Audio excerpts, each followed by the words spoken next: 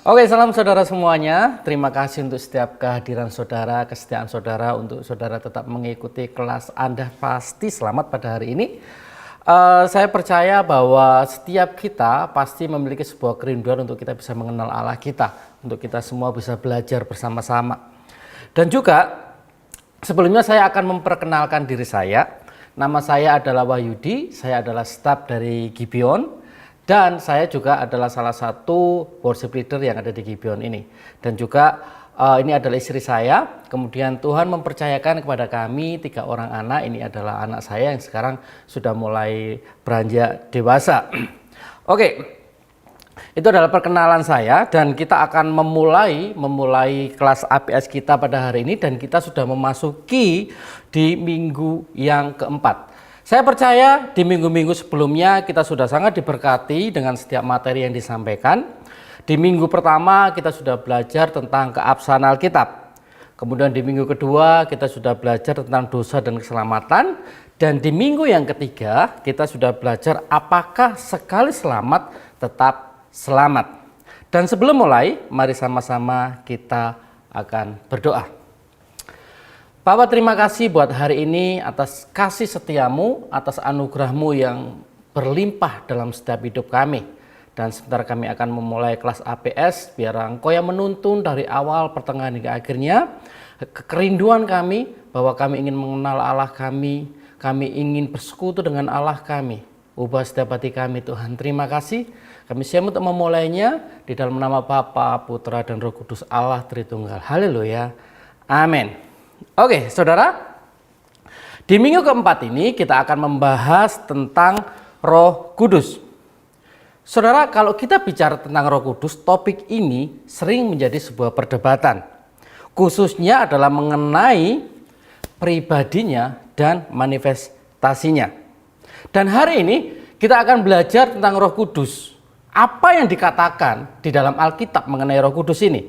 Dan hari ini kita akan membagi materi kita menjadi 3 bagian. Yang pertama kita akan belajar tentang siapakah Roh Kudus itu. Kemudian yang kedua kita akan belajar karya Roh Kudus bagi orang percaya. Dan yang ketiga kita akan belajar mengenai karunia Roh Kudus bagi gerejanya. Oke, siap belajar sama-sama? Amin. Oke, kita mulai di poin yang pertama. Siapakah Roh Kudus itu? Saudara, pada waktu saya menanyakan sebuah pertanyaan kepada kita semuanya, siapakah Roh Kudus itu? Pasti, saya yakin kita pasti memiliki sebuah jawaban yang berbeda-beda. Mungkin ada yang berkata bahwa Roh Kudus itu adalah energi Allah. Ada yang berkata mungkin Roh Kudus itu adalah malaikat Jibril. Ada yang berkata bahwa Roh Kudus itu adalah ciptaan. Tetapi saudara, apakah Alkitab menulis itu semua tentang Roh Kudus? Dan hari ini kita akan belajar apa yang ditulis di dalam Alkitab mengenai Roh Kudus. Yang pertama, jawaban yang pertama, siapakah Roh Kudus itu? Roh Kudus adalah Allah. Saudara, Roh Kudus tidak dapat dipisah-pisahkan dengan pribadi Allah yang lainnya. Ketiga pribadi Allah pasti berbeda, tetapi di dalam satu hakikat. Saudara, kekristenan percaya bahwa kita menyembah Allah yang esa. Tetapi di dalam Allah yang esa itu ada 3 pribadi di dalam satu hakikat. Jadi artinya apa? Artinya di dalam ketiga pribadi ini tidak ada yang lebih tinggi atau lebih rendah. Semuanya sama di dalam hakikatnya. Semua sama di dalam kemuliaannya. Semua sama di dalam kehormatannya. Semua sama di dalam kuasanya. Saudara, saya memiliki gambar seperti ini. Jika kita lihat gambar ini, kita bisa simpulkan bahwa Roh Kudus itu bukanlah Bapa atau anak. Juga Bapa bukanlah anak atau Roh Kudus, ataupun anak bukanlah Bapa atau Roh Kudus. Namun ketiganya adalah Allah di dalam hakikatnya. Dan hari ini kita akan melihat ayat-ayat Alkitab yang menyatakan bahwa Roh Kudus adalah Allah. Yang pertama, kita bisa baca di Kisah Para Rasul pasal 5 ayat yang keempat sampai yang kelima. Di situ diceritakan bahwa Petrus mengkonfrontasi Ananias yang berbohong soal persembahan. Ia berkata kepada Ananias, "Ananias, mengapa hatimu dikuasai oleh iblis? Sehingga engkau mendustai Roh Kudus." Dan lihat kata-kata selanjutnya. "Engkau bukan mendustai manusia, tetapi engkau mendustai Allah." Saudara Petrus berkata, pada waktu kita mendustai Roh Kudus, pada waktu Ananias mendustai Roh Kudus, itu sama dengan dia mendustai Allah. Jadi dari ayat ini kita bisa belajar bahwa Roh Kudus itu adalah Allah. Kemudian kita juga bisa lihat di dalam Matius pasal 28 ayat yang ke-19. Yesus berkata, "Karena itu pergilah jadikan semua bangsa muridku dan baptislah dalam nama Bapa, Putra, dan Roh Kudus." Dari ayat ini kita bisa lihat bahwa Bapa, Putra, dan Roh Kudus itu sama, sejajar. Jadi bisa diartikan bahwa Roh Kudus adalah Allah. Saudara, bukti lagi bahwa Roh Kudus adalah Allah, kita bisa lihat bahwa Roh Kudus sudah ada sejak penciptaan dan terlibat di dalamnya. Kejadian pasal yang ke-1 ayat yang kedua. Di sini dikatakan, "Bumi belum berbentuk dan kosong. Gelap gulita menutupi samudra raya dan Roh Allah melayang-layang di atas permukaan air." Saudara, Roh Kudus ada sebelum penciptaan semesta ini. Dan Roh Kudus terlibat aktif di dalam penciptaan alam semesta ini. Bahkan sampai hari ini, Roh Kudus tetap bekerja di dalam dunia ini dan orang-orang percaya. Saudara, itu menunjukkan bahwa kalau dia ada sebelum penciptaan dan dia terlibat di dalam penciptaan, maka itu menunjukkan bahwa Roh Kudus adalah Allah. Oke, saudara, sebagai pribadi Allah, Roh Kudus memiliki atribut Allah. Apa maksudnya? Jadi saudara, Roh Kudus itu memiliki atribut-atribut yang dimiliki oleh Allah. Itu menunjukkan bahwa dia adalah Allah. Dan kita akan belajar atribut-atribut apa yang dimiliki oleh Allah dan itu juga dimiliki oleh Roh Kudus. Oke, yang pertama, atribut yang dimiliki oleh Roh Kudus adalah ia kekal. Roh Kudus kekal. Kita baca lagi Kejadian pasal 1 ayat yang kedua. "Bumi belum berbentuk dan kosong, gelap gulita menutupi samudra raya dan Roh Allah melayang-layang di atas permukaan bumi." Di atas permukaan air. Tadi kita sudah belajar bahwa Roh Kudus ada sebelum penciptaan dan dia terlibat aktif di dalam penciptaan. Kemudian Ibrani pasal 9 ayat yang ke-14. "Betapa lebihnya darah Kristus yang oleh Roh yang kekal." Penulis Ibrani mengatakan bahwa Roh Kudus itu adalah Roh yang kekal. Telah mempersembahkan dirinya sendiri kepada Allah sebagai persembahan yang tak bercacat, akan menyucikan hati nurani kita dari perbuatan-perbuatan yang sia-sia supaya kita dapat beribadah kepada Allah yang hidup. Dari ayat ini menunjukkan bahwa dia, Roh Kudus, adalah kekal. Kemudian selanjutnya, Roh Kudus Maha Tahu. Kita bisa baca di 1 Korintus pasal 2 ayat yang ke-10. "Karena kepada kita Allah telah menyatakannya oleh Roh, sebab Roh menyelidiki segala sesuatu, bahkan hal-hal yang tersembunyi dalam diri Allah." Kita lanjut di 1 Korintus 2 ayat yang ke-11. "Siapa gerangan di antara manusia yang tahu apa yang terdapat di dalam diri manusia selain roh manusia sendiri yang ada dalam diri dia? Demikian pula lah tidak ada orang yang tahu apa yang terdapat di dalam diri Allah selain roh Allah." Jadi saudara, roh kita, roh manusia, dia akan tahu apa yang kita pikirkan. Dia akan tahu tentang apa yang akan kita perbuat. Dan juga tetapi Roh Kudus, dia tahu apa yang ada dalam diri Allah. Itu menunjukkan bahwa Roh Kudus itu adalah Allah. Kemudian selanjutnya adalah Roh Kudus Maha Hadir. Mazmur 139 ayat 7 sampai yang ke-10. Pemazmur berkata demikian, "Kemana aku dapat pergi menjauhi rohmu? Kemana aku dapat lari dari hadapanmu? Jika aku mendaki ke langit, engkau di sana. Jika aku menaruh tempat tidurku di dunia orang mati, di situ pun engkau. Jika aku terbang dengan sayap fajar dan membuat kediaman di ujung laut, Juga di sana tanganmu akan menuntun aku dan tangan kananmu memegang aku. Jadi saudara, dimanapun di dunia ini, bahkan di dunia orang mati, Roh Allah ada di situ. Dia hadir di mana-mana.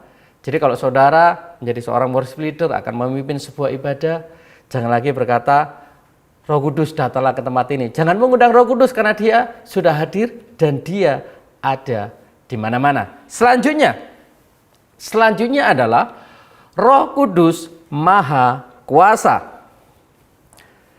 Kita baca Kisah Para Rasul pasal yang pertama ayat yang ke-8. Tetapi kamu akan menerima kuasa kalau Roh Kudus turun ke atas kamu, dan kamu akan menjadi saksiku di Yerusalem, di seluruh Yudea dan Samaria dan sampai ke ujung bumi. Saudara, kita bisa lihat pada waktu kita bisa lihat sejarah murid-murid Tuhan Yesus. Setiap hari pada waktu mereka memberitakan Injil, pada waktu mereka memberitakan nama Yesus, yaitu tentang keselamatan, Roh Kudus memperlengkapi mereka dengan banyak sekali mujizat-mujizat. Mereka menyembuhkan orang sakit, mereka membangkitkan orang mati, mereka mengadakan mujizat-mujizat yang membuat orang yang melihatnya melihat bahwa di dalam diri mereka ada sebuah kuasa yang besar. Ada Tuhan yang berserta dengan mereka. Jadi Roh Kudus Maha Kuasa. Oke, itulah ayat-ayat yang menyatakan bahwa Roh Kudus adalah Allah dan juga atribut-atribut yang dimiliki oleh Roh Kudus yang sama dengan yang dimiliki oleh Allah. Kemudian selain Roh Kudus adalah Allah, Roh Kudus adalah pribadi, bukan suatu energi. Saudara, seringkali orang salah kaprah menganggap bahwa Roh Kudus adalah sebuah energi. Seringkali orang menganggap bahwa Roh Kudus itu adalah kekuatan supranatural yang membuat orang terpental, tumbang, yang membuat orang bergetar. Apakah seperti itu? Roh Kudus bukan kekuatan supranatural atau suatu energi, tetapi Roh Kudus adalah pribadi. Dan sebagai pribadi, tentunya Roh Kudus memiliki karakteristik atau kepribadian. Jadi saya akan menjelaskan sedikit, saudara. Apa bedanya pribadi dan suatu energi? Kalau pribadi itu seperti kita, saudara. Kita manusia, ini adalah pribadi. Kita memiliki perasaan, kita memiliki kehendak, kita memiliki keinginan. Jadi kalau energi itu tidak punya perasaan, tidak punya kehendak, tidak punya pemikiran. Tetapi kalau kita manusia itu memiliki perasaan, kehendak, dan pikiran. Demikian juga Roh Kudus. Roh Kudus juga memiliki karakteristik dan kepribadian. Apa saja? Roh Kudus memiliki pikiran. Kita baca Roma pasal yang ke-8 ayat yang ke-27. Dan Allah yang menyelidiki hati nurani mengetahui maksud roh itu, yaitu bahwa ia di sini ada Roh Kudus, sesuai dengan kehendak berdoa untuk orang-orang kudus. Jadi saudara, Roh Kudus itu berdoa untuk orang-orang kudus. Roh Kudus itu berdoa untuk kita. Jadi dia memiliki pikiran. Kemudian yang kedua, ia memiliki perasaan. Kita bisa lihat dan kita bisa baca di Efesus pasal 4 ayat yang ke-30. Janganlah kamu mendukakan Roh Kudus Allah. Saudara, pada waktu Roh Kudus mengingatkan kita untuk kita bisa kembali bertobat, untuk kita bisa kembali memandang Kristus, memandang kebaikan Kristus, dan pada waktu itu kita tidak menghiraukannya, kita tidak kembali kepada Allah, kita tidak kembali memandang kemuliaan Kristus, kita tidak lagi memandang kebaikan Kristus, karya salib Kristus, maka pada waktu itulah Roh Kudus akan berduka. Jadi Roh Kudus memiliki perasaan. Kemudian yang ketiga, Roh Kudus memiliki kehendak. Kita baca juga di 1 Korintus pasal 12 ayat yang ke-11. Tetapi semuanya dikerjakan oleh Roh yang sama yang memberikan karunia-karunia setiap orang secara khusus seperti yang dikehendakinya. Jadi Jadi saudara, Roh Kudus memiliki kehendak mutlak untuk dia memberikan karunia-karunia kepada gerejanya. Karunia-karunia kepada orang-orang percaya. Untuk apa? Untuk supaya karunia-karunia ini digunakan untuk membangun satu dengan yang lain. Jadi kalau saudara memiliki karunia-karunia, itu bukan karena kekuatanmu, itu bukan karena hasil ibadahmu, itu bukan karena hasil persembahanmu, itu bukan karena hasil berapa jam kau berdoa, tetapi itu adalah kehendak mutlak daripada Roh Kudus untuk memberikan karunia-karunia itu kepada kita semuanya. Dan juga bukti bahwa Roh Kudus adalah pribadi itu dikatakan sendiri oleh Tuhan Yesus. Di dalam Yohanes pasal 16 ayat yang ke-13 sampai 14, Yesus berkata seperti ini. Tetapi apabila Ia datang, yaitu Roh Kudus, yaitu Roh kebenaran, Ia akan memimpin kamu ke dalam seluruh kebenaran. Sebab Ia tidak akan berkata-kata dari dirinya sendiri, tetapi segala sesuatu yang didengarnya, itulah yang akan dikatakannya, dan Ia akan memberitakan kepadamu hal-hal yang akan datang. Ia akan memuliakan aku, sebab Ia akan memberitakan kepadamu apa yang diterimanya daripadaku. Saudara, di sini Tuhan Yesus berulang kali menggunakan kata ganti Ia. Ini menunjukkan bahwa Roh Kudus merupakan pribadi. Saudara, jika dia adalah energi, bagaimana mungkin dia bisa memimpin? Dari ayat ini kita tadi sudah membaca. Bagaimana mungkin dia bisa berkata-kata kalau dia cuma energi? Bagaimana mungkin dia memuliakan Yesus kalau dia cuma energi? Dan bagaimana mungkin dia bisa bersaksi kalau dia hanya energi? Tidak masuk akal. Yang bisa dilakukan semuanya itu adalah pribadi. Jadi kesimpulannya, Roh Kudus bukan sebuah kekuatan atau energi seperti listrik, tenaga dalam, atau bentuk energi lainnya. Tetapi Ia atau Roh Kudus adalah pribadi. Saudara, kenapa sih kita perlu mengetahui bahwa Roh Kudus itu adalah pribadi, bukan energi? Apa sih pentingnya untuk kita? Apa bedanya kita memandang Roh Kudus sebagai pribadi atau memandang Roh Kudus sebagai energi? Itu sangat jauh berbeda, saudara. Saya akan jelaskan seperti ini. Jika Roh Kudus adalah suatu kuasa, maka kita ingin menguasai kuasa itu. Tetapi jika kita memandang Roh Kudus adalah pribadi ilahi, maka kita ingin dialah yang menguasai seluruh aspek hidup kita. Itu perbedaannya. Kemudian perbedaan kedua adalah, jika kita memandang Roh Kudus adalah suatu kuasa atau energi, maka kita ingin dia melaksanakan kehendak dan gagasan kita.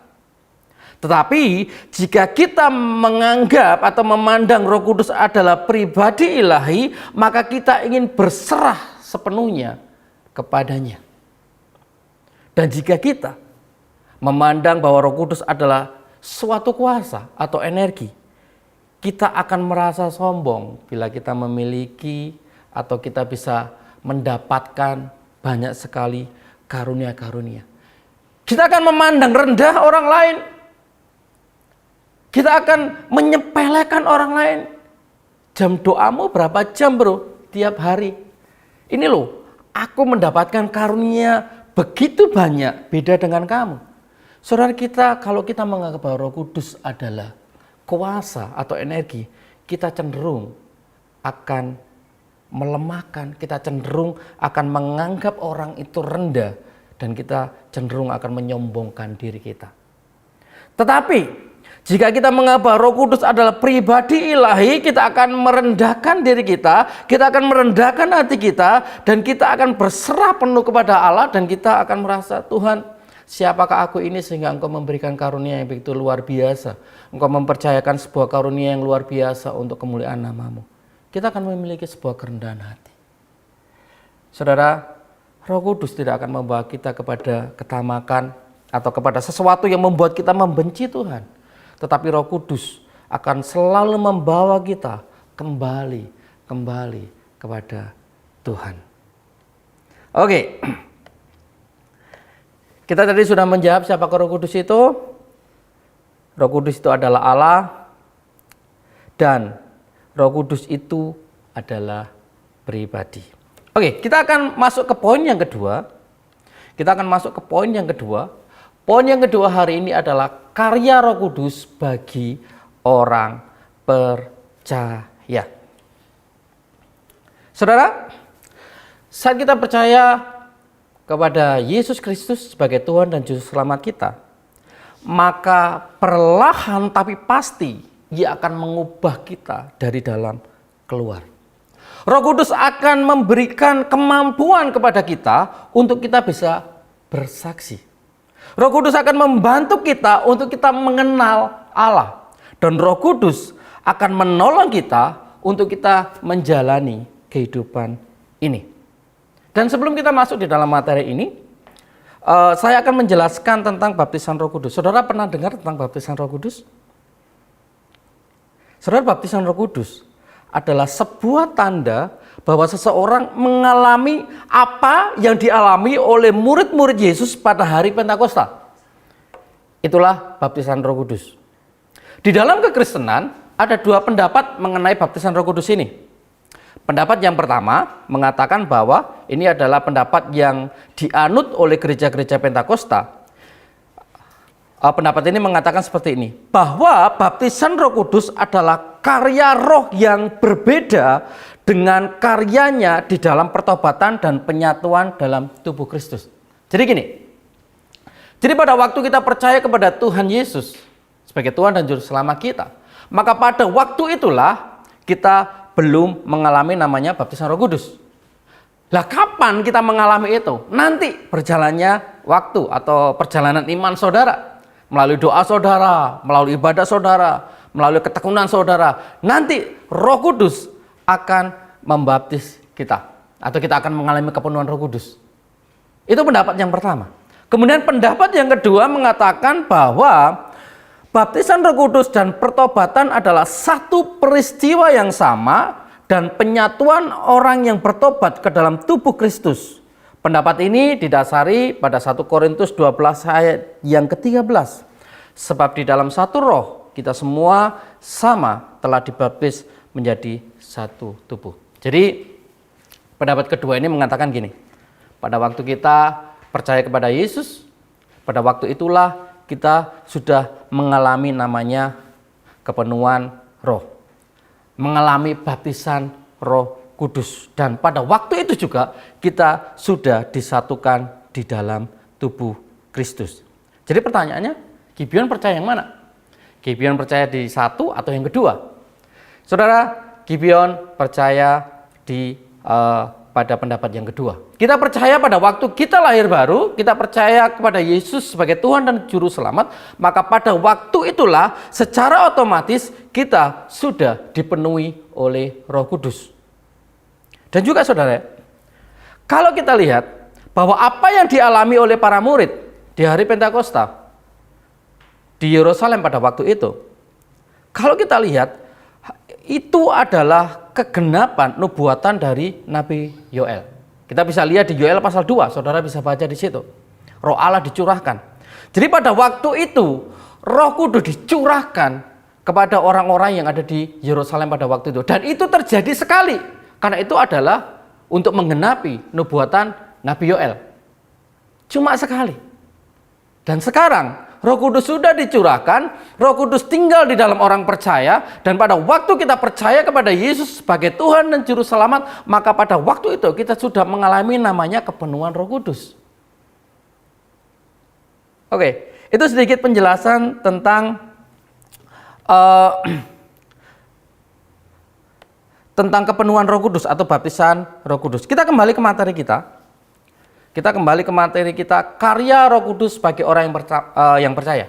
Yang pertama, apa karya Roh Kudus bagi orang yang percaya? Yang pertama adalah Roh Kudus melahirbarukan orang percaya. Saudara, pembaharuan adalah sebuah transformasi kehidupan seseorang yang dikerjakan oleh Roh Kudus. Di dalam Yohanes pasal 3 ayat yang ke-5 sampai yang ke-6, ini perkataan Yesus kepada Nikodemus. Jawab Yesus, "Aku berkata kepadamu, sesungguhnya jika seorang tidak dilahirkan dari air dan roh, ia tidak dapat masuk ke dalam kerajaan Allah. Apa yang dilahirkan dari daging adalah daging, dan apa yang dilahirkan dari roh adalah roh." Saudara, pada waktu itu Yesus berkata kepada Nikodemus, untuk kamu bisa masuk di dalam kerajaan Allah, untuk kamu bisa diselamatkan, maka kamu harus dilahirkan kembali. Dilahirkan kembali.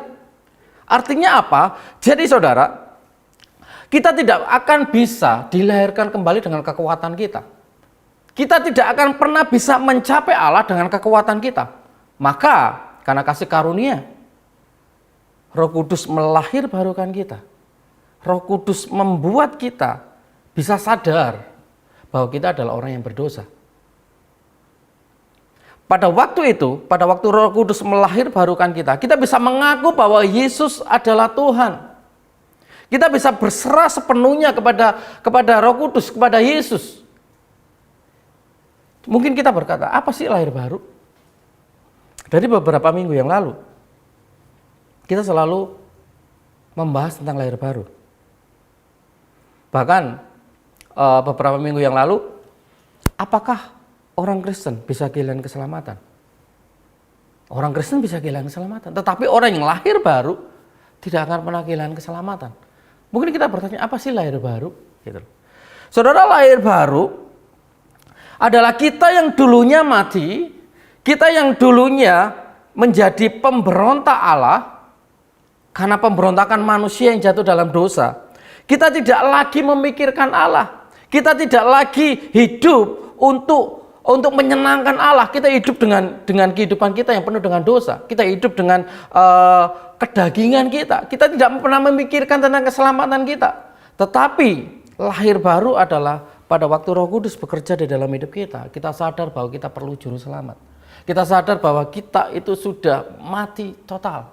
Kita sadar bahwa kita tidak akan mungkin bisa datang kepada Allah. Kita tidak akan mungkin bisa ketemu dengan Allah kalau tanpa bantuan dari Allah sendiri. Itulah lahir baru. Kita sadar kita orang yang berdosa. Kita perlu juru selamat. Dan Roh Kudus melahirbarukan kita. Untuk apa? Untuk supaya kita bisa percaya bahwa Yesus adalah Tuhan. Karena firman Allah berkata, tidak ada seorang pun yang berkata bahwa Yesus adalah Tuhan kalau bukan dari Roh Kudus. Oke. Kemudian yang kedua adalah Roh Kudus membawa pertobatan bagi orang percaya. Kita bisa baca ayatnya di Yohanes pasal 16 ayat yang ke-8. Dan kalau ia datang, yaitu Roh Kudus, ia akan menginsapkan dunia akan dosa, kebenaran, dan penghakiman. Saudara, saat Roh Kudus melahirbarukan kita, maka Roh Kudus juga akan memampukan kita untuk apa? Untuk bertobat dari setiap dosa-dosa kita. Pertobatan adalah kondisi manusia yang berbalik kepada Allah. Di dalam tahap ini seseorang akan menyadari serta meninggalkan dosa-dosanya, kemudian menerima janji keselamatan dalam Kristus. Saudara, tanpa Roh Kudus tidak akan ada pertobatan. Kita tidak akan sadar bahwa kita rusak. Kita tidak akan sadar bahwa kita memerlukan juru selamat. Kita tidak akan sadar bahwa dosa-dosa itu akan menjerat kita kalau Roh Kudus tidak membantu kita. Jadi saudara, lahir baru dan pertobatan itu adalah satu paket yang dikerjakan Roh Kudus di dalam diri kita. Jadi tidak bisa konsepnya seperti ini, saudara. Ya udah, aku sudah lahir baru dong gitu. Berarti aku bisa dong berbuat seenak saya sendiri. Saya bisa dong kembali di dalam kehidupan lamaku, yaitu di dalam dosa-dosa yang pernah aku lakukan. Tidak begitu, saudara, konsepnya. Jadi kalau kita mengaku bahwa kita sudah lahir baru, maka pada waktu kita sudah dilahirbarukan, dampak dari lahir baru itu apa? Yaitu pertobatan. Jadi kita tidak bisa ngomong, ya udah sekali selamat tetap selamat, aku hidup aja seenak istilahnya, seenak diriku sendiri. Tidak bisa seperti itu. Kalau kita mengaku bahwa kita lahir baru, tetapi kehidupan kita tidak berubah, kita tetap sama dengan dosa-dosa lama kita. Kita tetap sama, bahkan lebih parah melakukan dosa-dosa dalam hidup kita. Pertanyaannya, apakah kita benar-benar lahir baru atau tidak? Karena lahir baru dan pertobatan itu adalah satu paket yang dikerjakan Roh Kudus di dalam hidup kita. Oke, selanjutnya. Apa yang dikerjakan Roh Kudus dalam setiap kehidupan percaya? Selanjutnya adalah Roh Kudus menyediakan pengudusan bagi orang percaya. Kita bisa baca 2 Tesalonika pasal 2 ayat yang ke-13. Akan tetapi kami harus selalu mengucap syukur kepada Allah karena kamu, saudara-saudara yang dikasihi Tuhan. Sebab Allah dari mulanya telah memilih kamu untuk diselamatkan dalam roh yang menguduskan kamu dan dalam kebenaran yang kamu percayai. Saudara, kita percaya bahwa Roh Kudus terlibat aktif dalam proses pengudusan orang-orang percaya. Roh Kudus akan selalu menuntun kita untuk kita bisa menghidupi iman kita, untuk kita bisa menjalani setiap kehidupan kita. Saudara, setiap kita pasti setiap hari itu akan mengalami sanctification, yaitu pengudusan. Dan Roh Kudus setiap hari juga akan membantu kita untuk kita bisa semakin serupa dengan Yesus.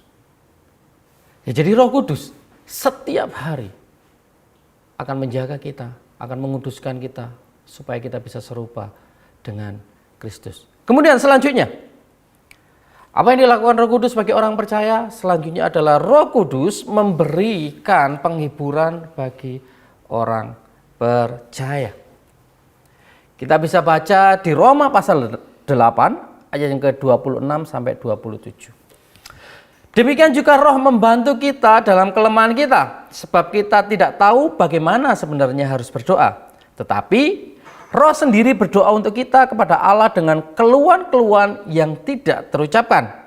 Dan Allah yang menyelidiki hati nurani mengetahui maksud Roh itu, yaitu bahwa Ia sesuai dengan kehendak Allah berdoa untuk orang-orang kudus. Saudara, pada waktu Yesus akan naik ke surga, Dia berkata kepada murid-muridnya, Dia berjanji akan mengirim seorang penghibur bagi kita yang akan membantu kita berhubungan dengan Allah dan dengan dunia ini. Saudara, kita hidup di dalam dunia yang sudah jatuh di dalam dosa. Dan di dalam dunia yang sudah jatuh di dalam dosa ini, pasti kita akan mengalami 3 hal. Yang pertama, kita akan mengalami penderitaan. Yang kedua, kita akan mengalami kejahatan. Dan yang ketiga, kita akan mengalami kematian. Itu yang akan kita alami. Saudara, mau nggak mau, kita akan pasti mengalami ketiga hal ini.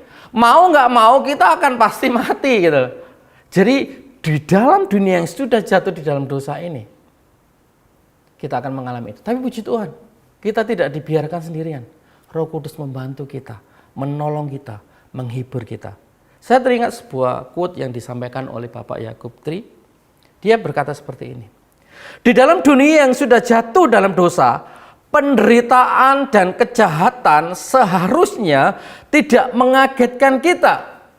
Tetapi kebaikan sekecil apapun itu adalah sebuah kejutan. Saudara, jangan pernah kaget pada waktu kita mengalami penderitaan. Jangan pernah kaget pada waktu kita sudah menjaga kesehatan kita sudah berolahraga dengan rutin, tiba-tiba ada penyakit yang ada dalam diri kita. Jangan kaget kalau kita sudah berbuat baik, tiba-tiba orang melakukan kejahatan dalam hidup kita, orang menipu kita. Jangan pernah kaget tiba-tiba kita dapat kabar, loh orang itu kan baik, kenapa kok dia meninggal di usia yang muda? Loh itulah kemarin ngomong sama saya kok tiba-tiba sekarang dipanggil Tuhan. Saudara, itu yang terjadi di dalam dunia yang sudah jatuh dalam dosa.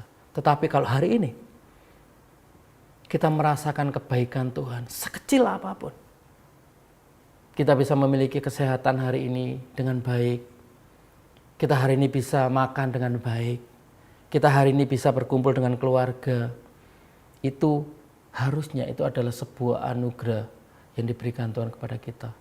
Harusnya itu kita bisa bersyukur kepada Tuhan. Karena kita masih mengalami itu di tengah-tengah dunia yang sudah jatuh di dalam dosa. Dan saudara, kalau kita lihat bahasa aslinya daripada Roh Kudus itu adalah Parakletos, yang artinya adalah penghibur.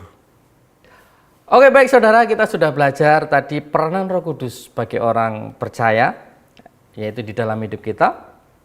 Dia melahirkan baru kita, dia membawa pertobatan, dia menguduskan kita, dan dia memberikan penghiburan.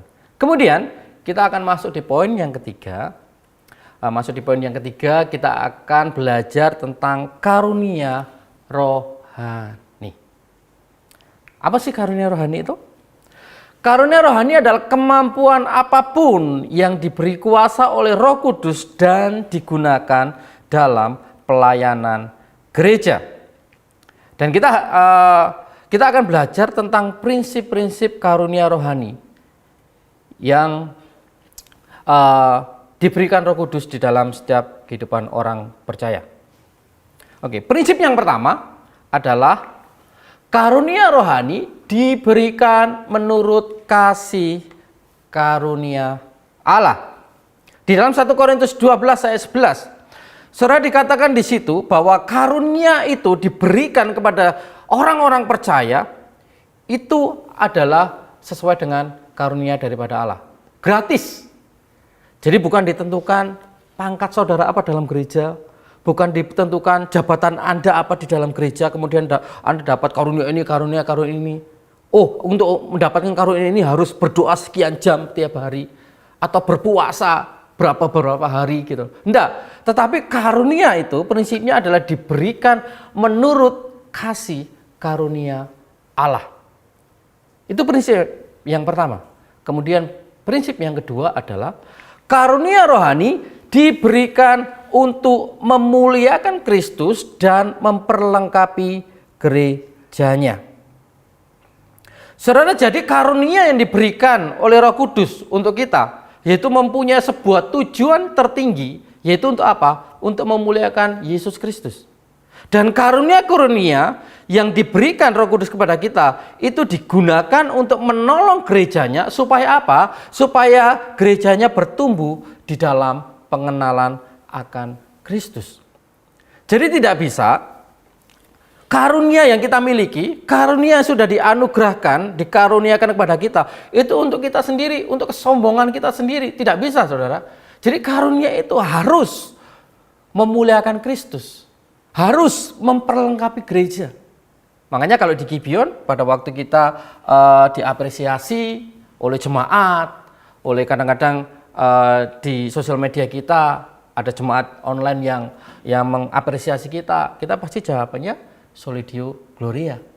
Segala kemuliaan hanya untuk Tuhan.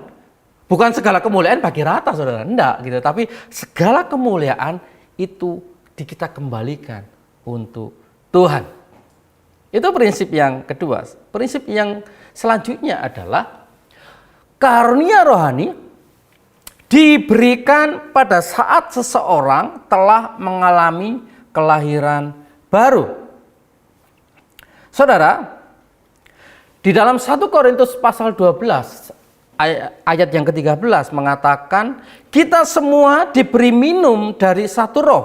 Jadi ayat ini menjelaskan kepada kita bahwa setiap karunia yang dimiliki oleh orang-orang percaya, meskipun itu berbeda-beda, semuanya berasal dari satu roh yang sama, yaitu Roh Kudus.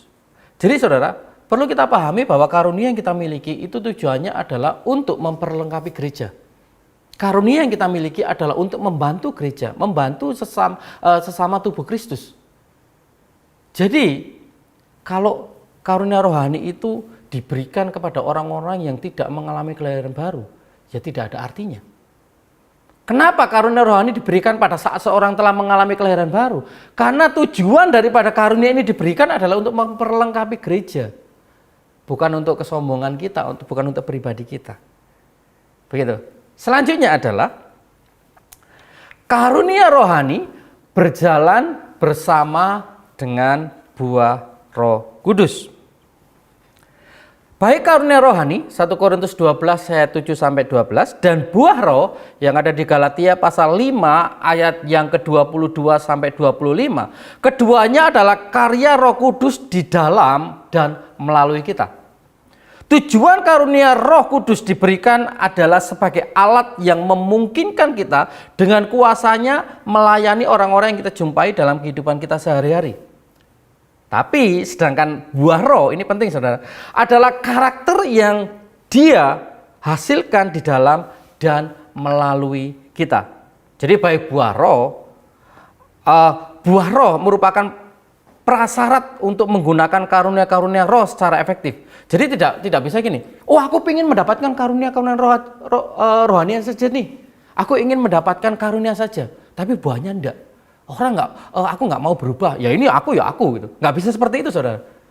Jadi karunia rohani itu ada untuk memperlengkapi gereja.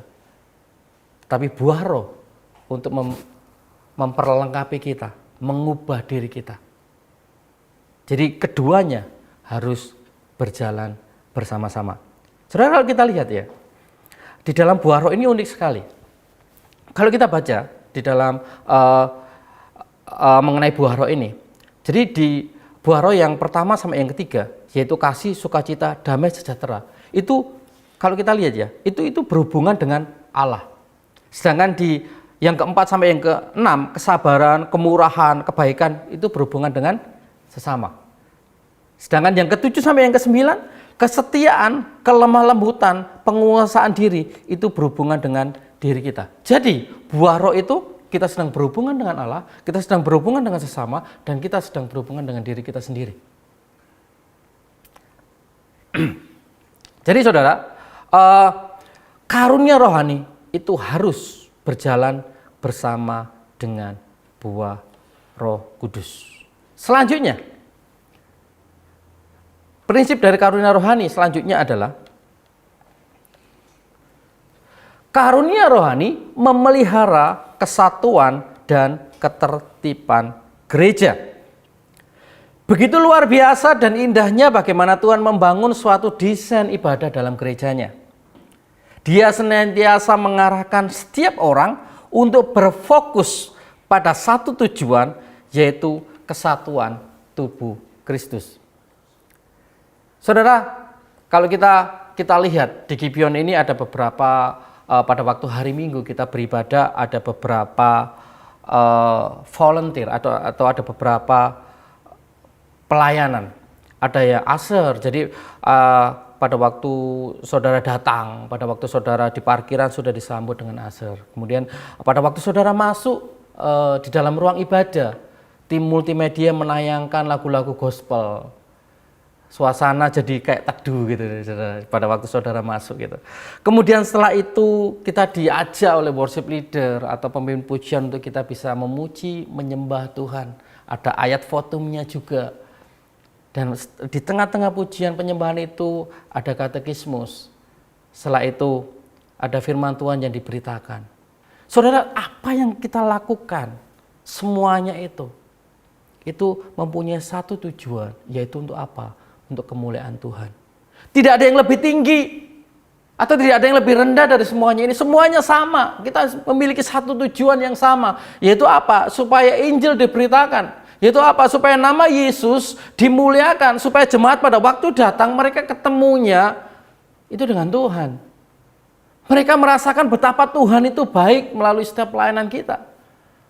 Mereka merasakan bahwa tujuan daripada ibadah kita pada hari Minggu itu adalah Tuhan. Jadi karunia rohani memelihara kesatuan dan ketertiban gereja. Saudara, kita menjadi media dalam kasih karunia yang diberikan Roh Kudus. kepada kita. Jadi pada waktu kita beribadah, kita menata itu sedemikian rupa supaya jemaat itu bisa nyaman beribadah, supaya ibadah itu bisa tertib. Kita juga ada SSM, Service Manager. Jadi pada waktu itu diatur semuanya diatur dengan teratur. Supaya apa sih? Supaya jemaat itu bisa beribadah dengan baik, supaya semua berjalannya dengan baik, tidak ada gangguan. Jadi itulah karunia rohani memelihara kesatuan dan ketertiban gereja. Itu tadi adalah prinsip-prinsip daripada karunia rohani. Dan saudara, gereja Tuhan itu sering diperhadapkan kepada problematika, perdebatan mengenai fenomena-fenomena yang bersifat supranatural. Dan itu dikaitkan kepada manifestasi karunia Roh Kudus. Mungkin yang paling umum itu di antara karunia Roh Kudus itu adalah fenomena mengenai bahasa roh. Dan konsep nubuatan serta mujizat yang dipraktekkan di beberapa kalangan gereja Tuhan saat ini, sehingga itu menimbulkan pergeseran makna dan tafsir. Apakah sebenarnya penjelasan yang tepat mengenai karunia rohani di dalam 1 Korintus pasal yang ke-12 ayat yang ke-8 sampai yang ke-9. Dan kita akan belajar hari ini, kita akan belajar tentang 9 karunia roh bagi gerejanya. Oke, kita hampir selesai saudara hari ini.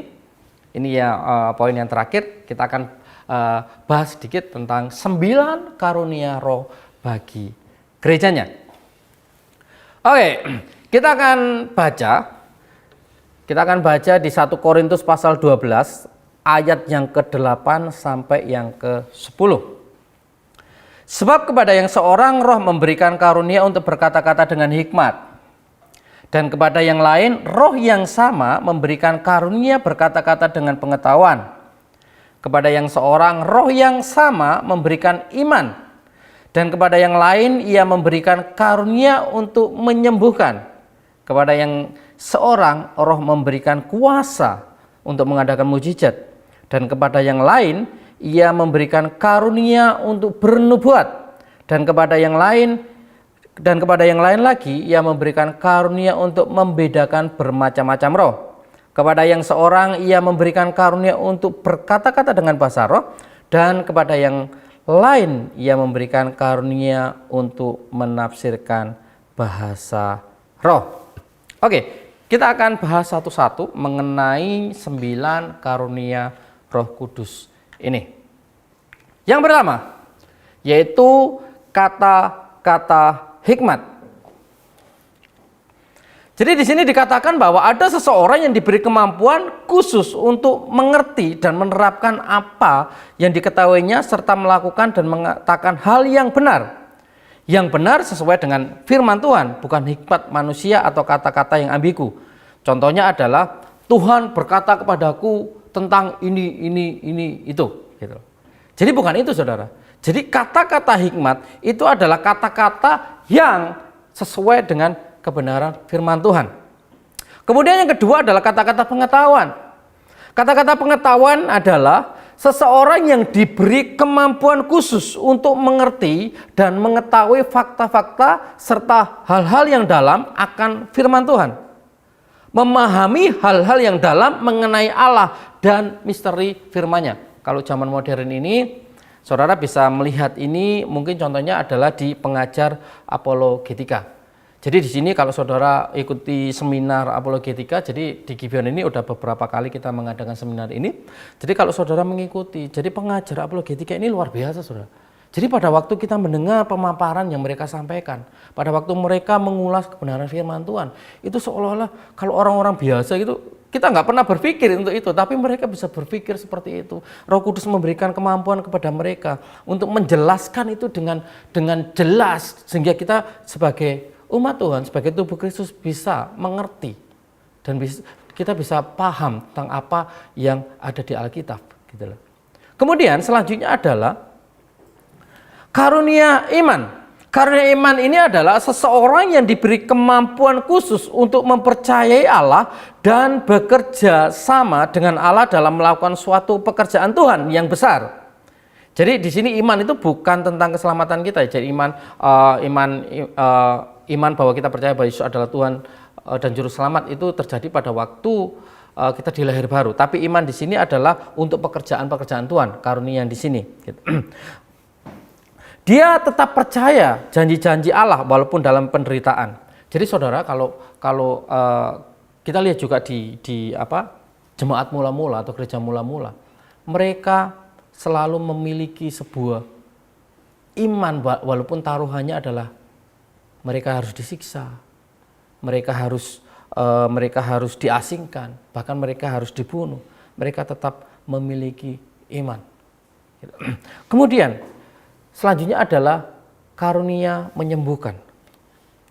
Karunia menyembuhkan adalah seseorang yang diberi kemampuan khusus untuk dipakai Allah dalam melayani kebutuhan fisik, emosional, dan kerohanian. Orang-orang yang percaya yang sedang mengalami sakit atau lemah. Saudara, mungkin karunia ini sering sekali kita lihat ya. Kalau saudara mungkin saudara sendiri juga pernah mengalami, atau saudara sendiri juga Tuhan memberikan karunia kepada saudara pada waktu saudara berdoa untuk orang sakit itu sembuh. Pada waktu saudara mungkin menyaksikan di dalam KKR orang yang sakit disembuhkan, orang yang lumpuh berjalan gitu loh. Roh Kudus melakukan ini, memberikan karunia ini kepada gerejanya. Tetapi saudara, di sini bukan cuma tentang fisik aja, bukan cuma kebutuhan fisik aja, tetapi emosional dan kerohanian. Jadi ini kalau di zaman modern, ini bisa juga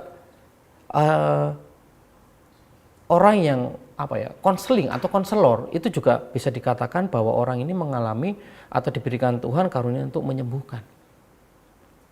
Jadi pada waktu seseorang itu mengalami beban dalam hidupnya, mungkin orang itu tidak tahu harus lari kemana, harus datang kepada siapa.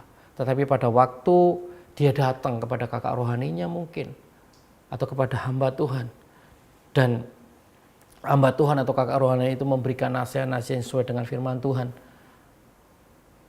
Mereka memberitakan Injil kepada seorang ini, dan orang ini akhirnya dikuatkan.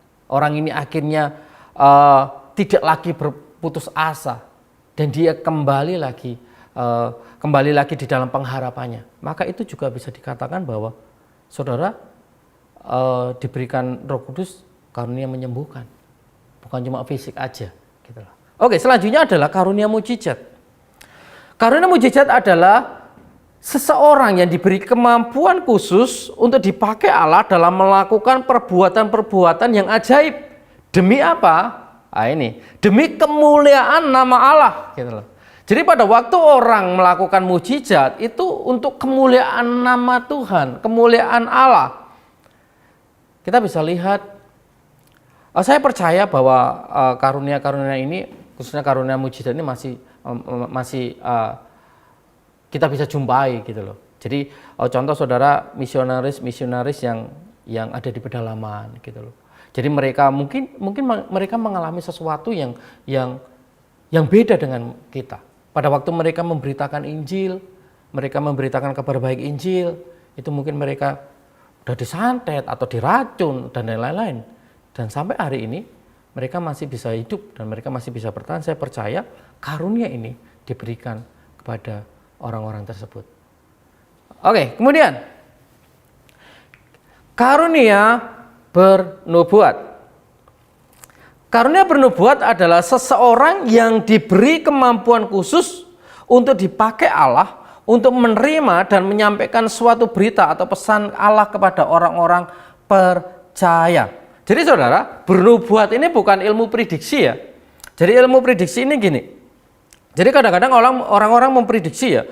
Contoh nih, kita akan sudah mulai ini ya. Sekarang kita COVID sudah mulai turun gitu loh. Kadang dulu kan kalau kita pada waktu COVID sedang naik-naiknya, ada banyak sekali istilahnya dalam tanda kutip bernubuat bahwa COVID akan selesai di tahun 2030 atau 2000 berapa gitu loh. Lah itu tidak bisa. Itu namanya ilmu prediksi. Tetapi bernubuat adalah Apa yang disampaikan itu harus sesuai dengan apa yang ada di dalam firman Tuhan. Itu yang menguatkan gitu loh. Jadi nubuat sudah selesai. Jadi kalau seseorang ini diberi karunia bernubuat, itu harus kembali lagi. Acuannya adalah kepada firman Tuhan. Gitu. Kemudian membedakan roh. Karunia membedakan roh adalah seseorang yang diberi kemampuan khusus untuk mengetahui roh atau sikap atau tabiat yang sebenarnya dari seseorang.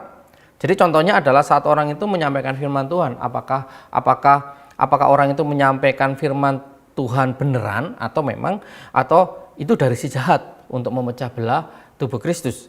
Jadi ini diberikan Roh Kudus untuk orang ini bisa tahu orang ini ngomong mereka benar-benar menyampaikan Injil yang benar atau Injil yang palsu sih gitu. Jadi Roh Kudus memperlengkapi seorang ini untuk membentengi gerejanya dari ajaran-ajaran sesat. Oke, kemudian selanjutnya adalah bahasa roh. Karunia bahasa roh adalah seseorang yang diberi kemampuan khusus untuk berbicara dalam bahasa lain dan menggunakannya untuk berdoa kepada Tuhan demi menguatkan lagi imannya yang sedang mengalami kelemahan, itu pribadi. Namun juga dapat dipakai sebagai media menyampaikan Injil. Kalau bahasa roh sendiri silakan, tetapi kalau komunal harus ada yang menafsirkan. Jadi gini saudara, jadi di sini kita bisa lihat bahwa ada karunia bahasa roh dan ada karunia menafsirkan bahasa roh. Jadi Korintus ini adalah gereja yang Roh Kudus memberikan banyak sekali tentang karunia-karunia. Nah, jadi pada khususnya adalah orang-orang itu pada waktu itu menggunakan karunia bahasa roh itu dengan sembarangan. Jadi udah mereka kalau ngomong pakai bahasa roh gitu loh. Lah, tetapi itu pada waktu mereka berbahasa roh itu mereka sedang melakukan namanya persekutuan. Tapi Paulus menegur mereka. Jadi kalau kamu melakukan bahasa roh di persekutuan dan tidak ada yang menafsirkannya, maka itu akan sia-sia. Itu tidak akan berguna. Itu tidak akan pernah bisa membangun jemaat. Jadi bahasa roh di sini itu ada dua ya saudara, itu untuk membangun jemaat dan itu yang kedua adalah untuk membangun diri sendiri. Jadi saudara bisa baca keseluruhannya di 1 Korintus pasal 12 sama di 1 Korintus pasal 14. Jadi di situ Paulus menjelaskan dengan gamblang sekali. Jadi kalau bahasa roh itu digunakan di dalam persekutuan, di dalam ibadah, itu harus ada yang menafsirkannya. Kalau tidak, ya tidak boleh digunakan kalau tidak ada yang menafsirkannya. Tetapi untuk yang sendiri itu bisa digunakan kalau saudara berdoa sendiri. Tetapi kalau yang untuk ibadah harus ada yang menafsirkannya. Oke, yang terakhir tentang karunia menafsirkan bahasa roh. Karunia menafsirkan bahasa roh adalah seseorang yang diberi kemampuan khusus untuk menafsirkan bahasa roh. Karunia ini sejatinya erat kaitannya dan tidak boleh terlepas dari karunia berbahasa roh. Jadi saudara, karunia menafsirkan bahasa roh ini harus digunakan pada waktu melakukan ibadah. Jadi pada waktu orang itu dikasih karunia berbahasa roh, maka mutlak harus ada yang menafsirkan bahasa roh itu. Kalau nggak ada, Paulus bilang, ya mendingan duduk diam di tempatmu dan kamu berdoa pribadi dengan Tuhan. Tapi kalau ada yang menafsirkannya, boleh disampaikan. Paulus mengatakan 2-3 orang boleh menyampaikan kalau ada yang menafsirkannya. Kalau tidak ada yang menafsirkannya, tidak perlu disampaikan. Oke. Kemudian hal yang luar biasa saudara. Paulus menutup 1 Korintus pasal 12 dengan sebuah hal yang luar biasa menurut saya. Dia tulis di ayat 31.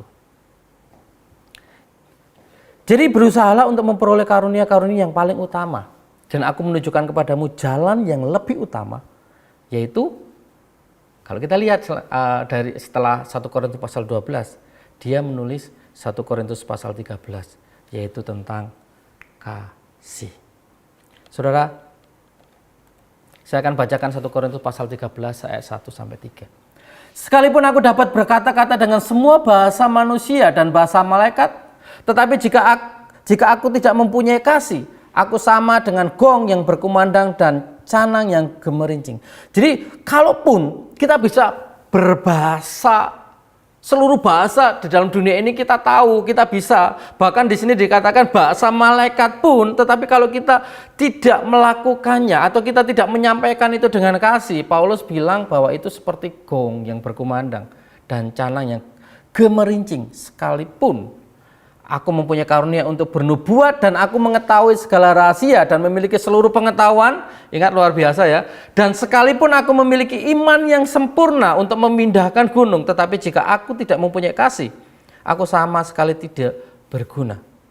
Jadi Paulus mengatakan bahwa karunia-karunia itu, kalau tidak disampaikan dengan kasih, kalau kita tidak memiliki kasih, maka semuanya itu tidak akan pernah berguna. Dan sekalipun aku membagi-bagikan segala sesuatu yang ada padaku, bahkan menyerahkan tubuhku untuk dibakar, tetapi jika aku tidak mempunyai kasih, sedikit pun tidak ada faedahnya bagiku.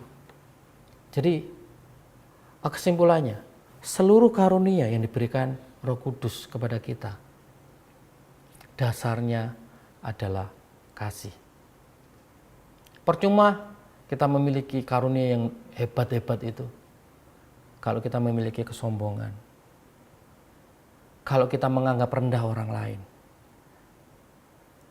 kalau kita tidak menghargai orang lain, kalau kita menyampaikan sesuatu itu kepada orang lain dengan emosi, dengan sesuatu yang tidak lemah lembut, orang lain tidak akan terberkati. Bahkan mungkin orang lain akan kecewa, bahkan mungkin orang lain tidak akan bertobat dengan apa yang kita sampaikan atau apa yang kita lakukan. Jadi segala sesuatu harus kita lakukan dengan kasih. Amin. Baik saudara, itu tadi materi APS pada hari ini tentang Roh Kudus.